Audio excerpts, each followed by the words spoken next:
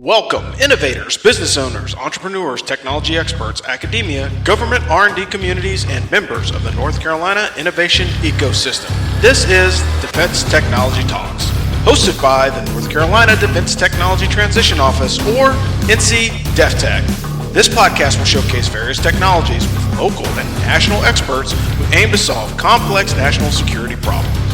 In the coming weeks, we will highlight North Carolinians with the potential to, or those that have positively contributed to enhancing the capabilities of our warfighters, law enforcement, and first responders. We will also feature government leaders in research and development who have helped shape the future in this domain. These podcasts are just one of the many free services provided by the North Carolina government to assist the North Carolina innovation ecosystem to thrive and provide solutions to our nation.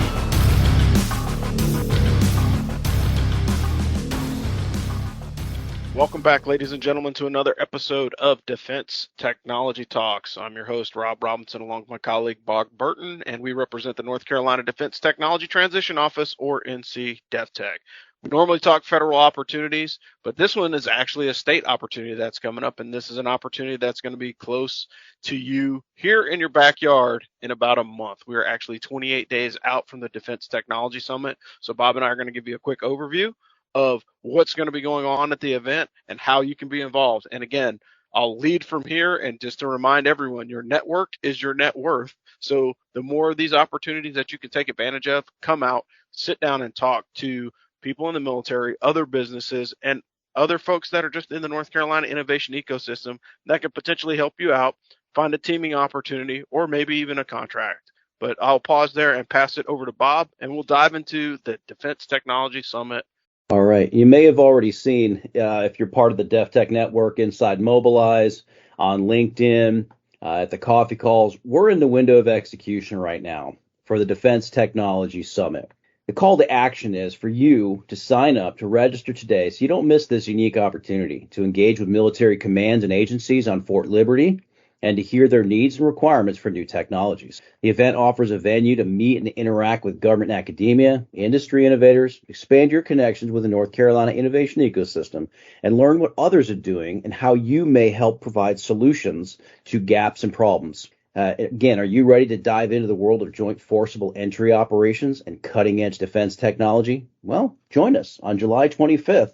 For the Defense Technology Summit. As Rob said, we're 28 days. We're doing our countdown right now. So sign up and register. Guarantee this venue will fill up. So sign up today.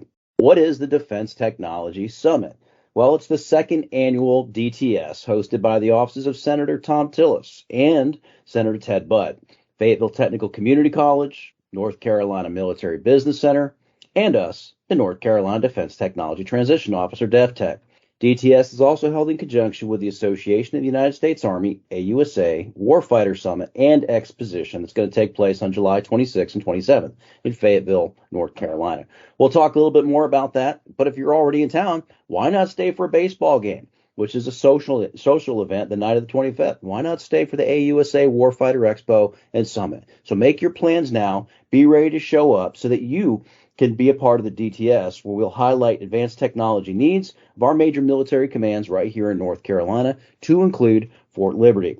And for the Department of Defense as a whole, and the correlating capabilities and innovation ecosystem right here in North Carolina and in the Southeast region.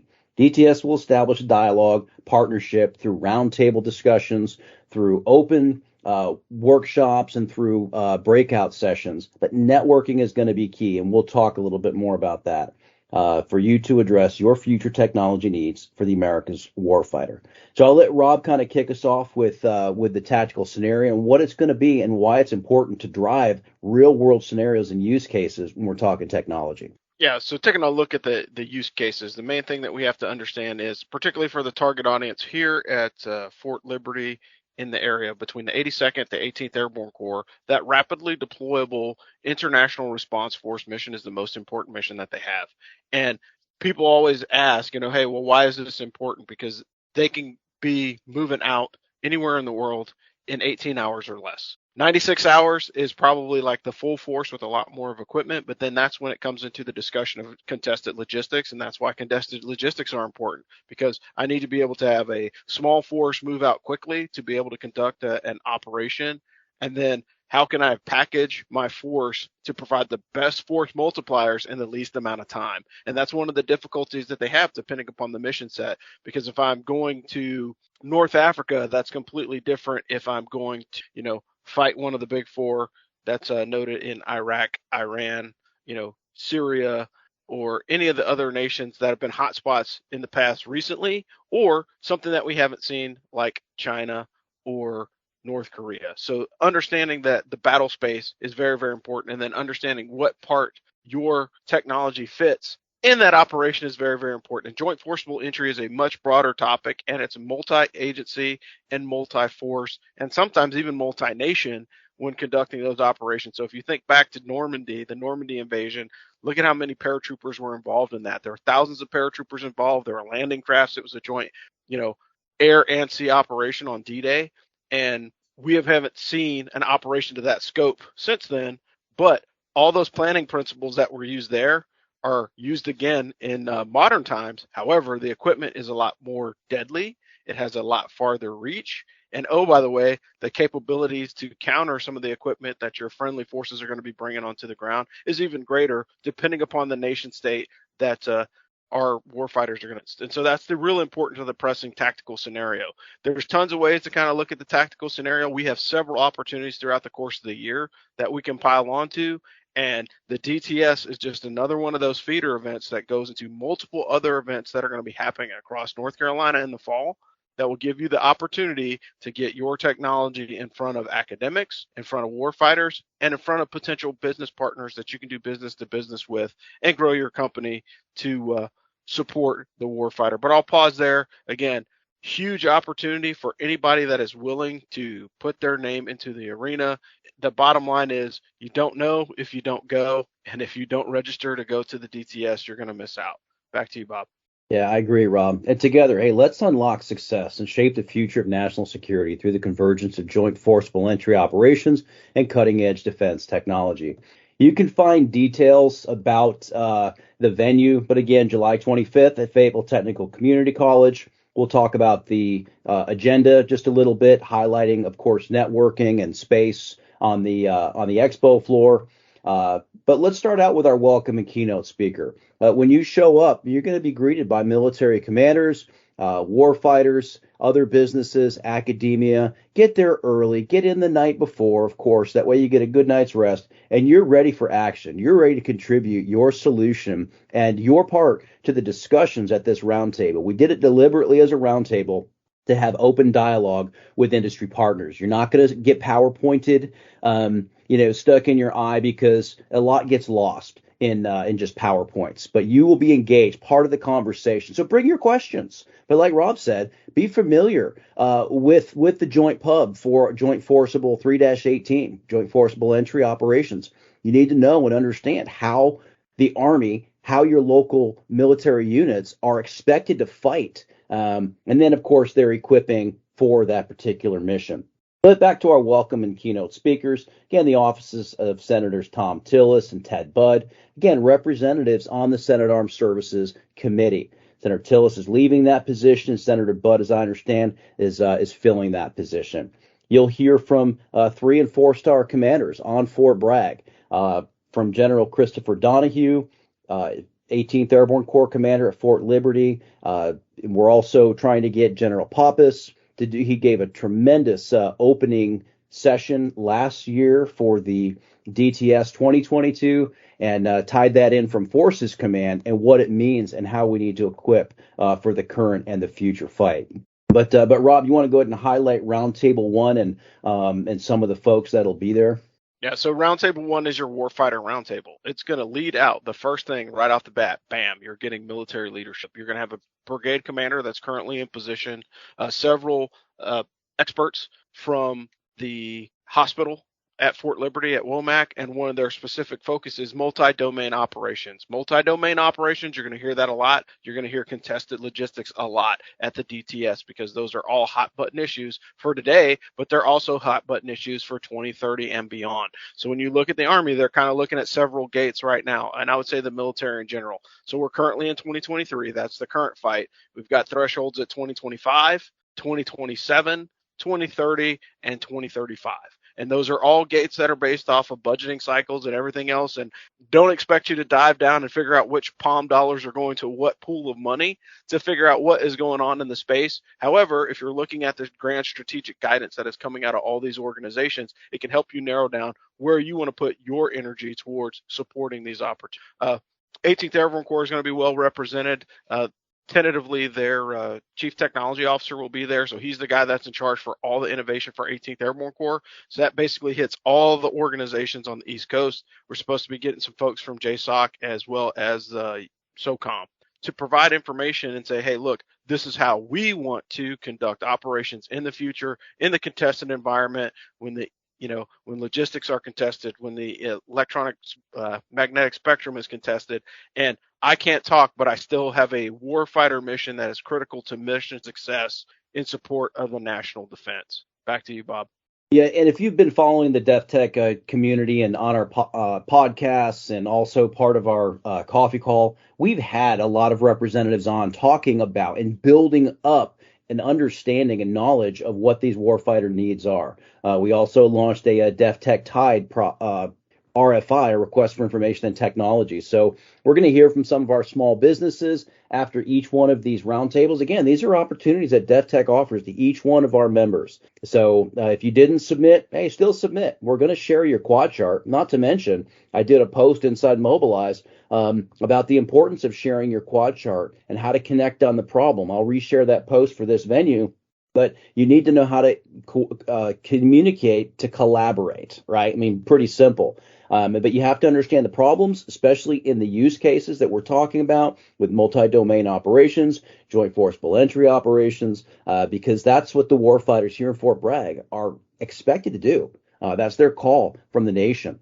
But roundtable 2, we're going to talk a little bit about emerging technologies, examining the latest in innovations in defense, everything from unmanned systems, cybersecurity, artificial intelligence. You're going to start to piece together and weave together a tapestry of themes that you're going to hear from different services across the military. Even though the use cases might be different across the services, the technology they're all after is the same. That technology is yours. If you're not there to share your solution to their warfighting challenges, you're going to miss a lot. I've already had folks asking me, hey, should I show up? Of course you should show up. Of course you should show up. Roundtable 2 is looking to be headed by Dr. Stephen Lee, moderated. We're going to have 2nd Marine Expeditionary Force right here in North Carolina, also looking at university representation from Duke and Eastern Carolina to show the effective integration and collaboration that happens here day to day in North Carolina in our innovation ecosystem in support of the warfighter. So be a part of the discussion. And then roundtable 3, looking at the future of warfare. So again, starting with a tactical scenario, looking at emerging technologies that are available today and into the near future. And like Rob said, well, what does that deep fight look like? What does that future fight look like, nation state?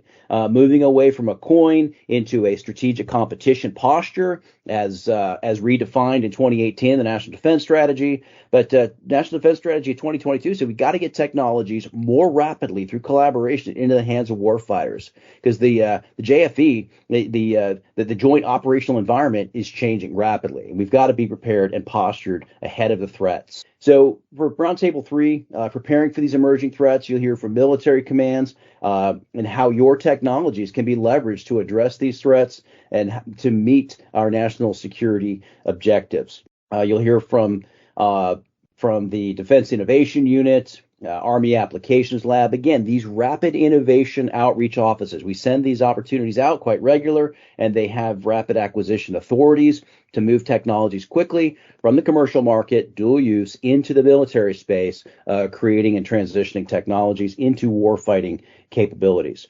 And Rob, you want to wrap us up and talk about what it would look like for the from the Army Applications Lab and some of their highlights from their airborne drop zone process?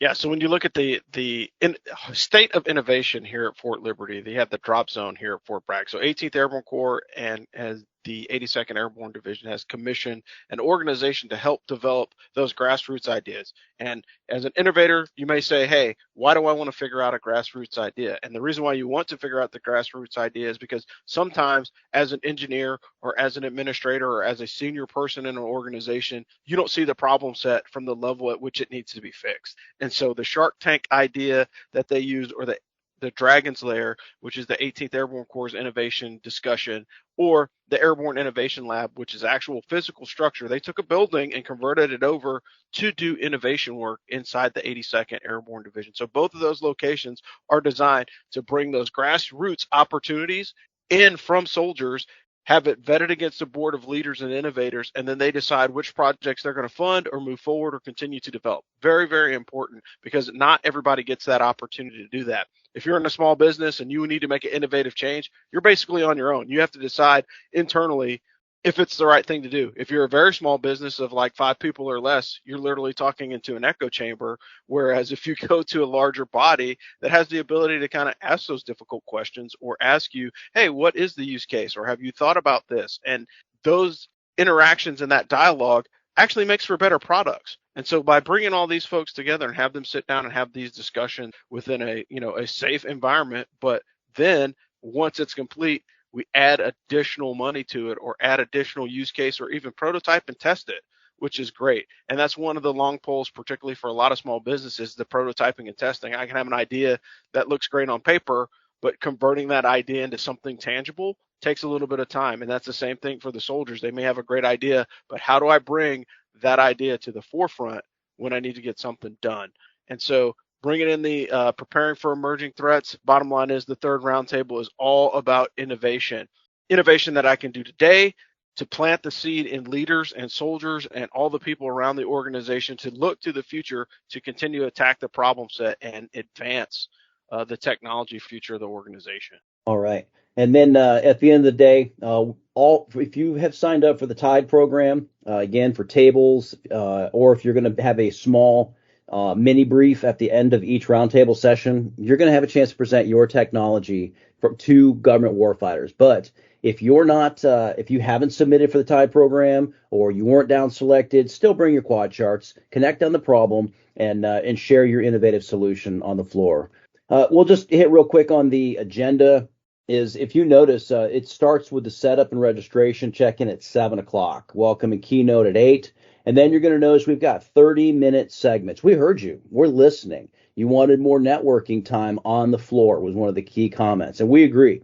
Every time we go to these events, the networking, the face-to-face, the handshakes, and the formal and informal conversations we have really are the key value for attending these types of events. So there will be at 8:45, it's going to be a networking and visit on the exhibit floor. Please get out and see our small businesses.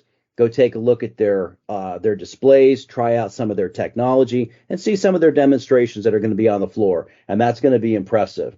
And then the lunch and keynote speaker, and then again, more networking after lunch. But don't forget to stay after for real networking. It's going to take place, informal networking, I should say, at the Fayetteville Woodpeckers baseball game.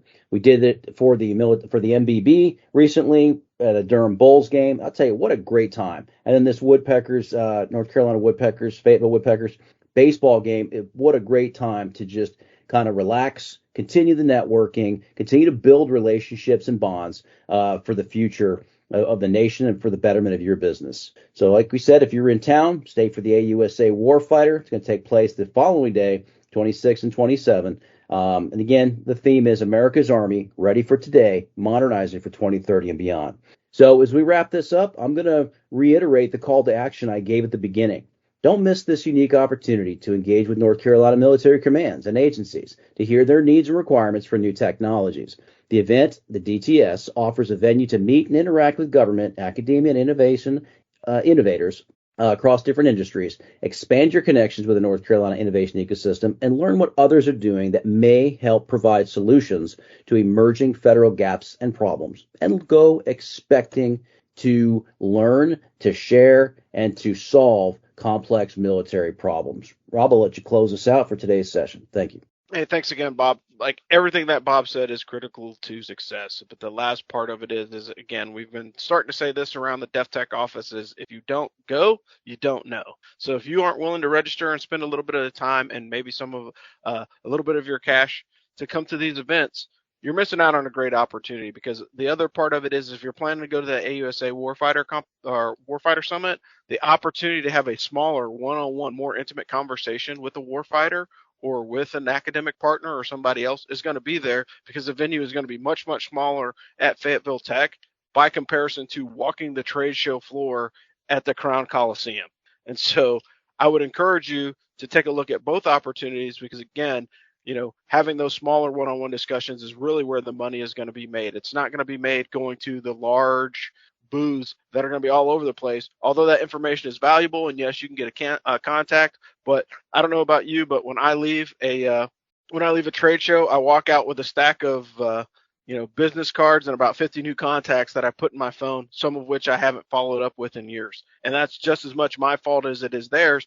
But the standard fare of just engaging typically in a short environment where everybody is busy and there's so many things to see, it takes away from your opportunity to really nurture your technology and move it forward. So by having a smaller, more intimate opportunity to get to hear from the warfighters first, and then you can take that knowledge that you learn from the DTS onto that operations floor at AUSA, and that's going to give you a much better conversation with those people that are working those booths because you're going to have fresh knowledge from the warfighter that you may not have had previous to it. So I would encourage everybody to come in. But either way, I'm Rob Robinson along with my colleague Bob Burton. This has been this week's episode of Defense Technology Talks, and this is your Federal Opportunities Update covering the DTS, and we'll talk to you guys next time. Thanks.